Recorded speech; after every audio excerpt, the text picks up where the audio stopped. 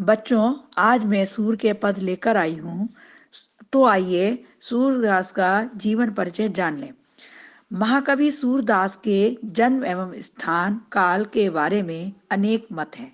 अधिकांश साहित्यकारों का मत है कि 1478 ईस्वी में सूरदास जी का जन्म रुणकता नामक गांव में हुआ था।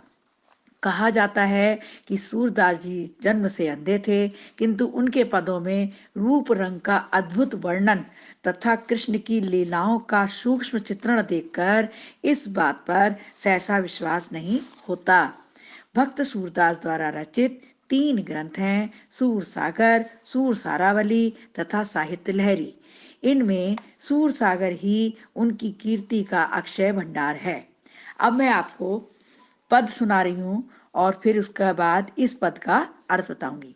मैया मोरी कब ही बढ़ेगी चोटी, ओ मैया मोरी कब ही बढ़ेगी चोटी।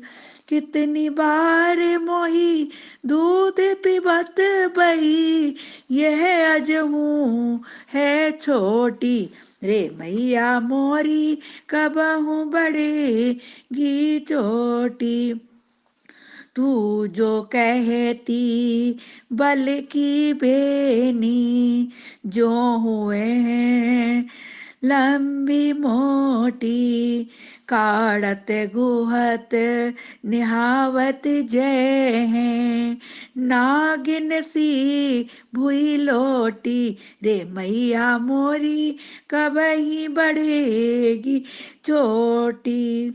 कांचो दूध पियावती पची पची, देते न माखन रोटी। सूर चिर जी वो दो भैया, हरिहलधर की जोटी।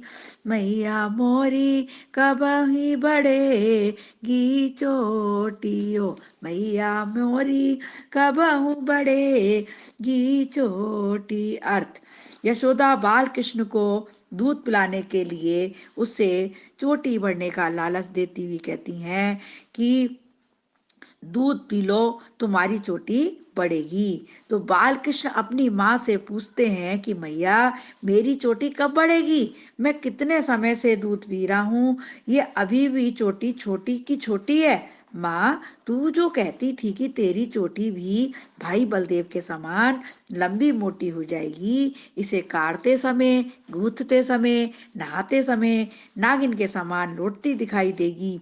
इस चोटी का लालच देकर तू मुझे कच्चा दूध पिलाती है, बहुत आग्रह करने पर भी माखन रोटी खाने को नहीं देती, जब मुझे माखन रोटी ही पसंद है। कवि सूरदास कहते हैं कि माता यशोदा आशीर्वाद देते हुए कहती हैं कि कृष्ण और बलराम की जोड़ी चिरंजीव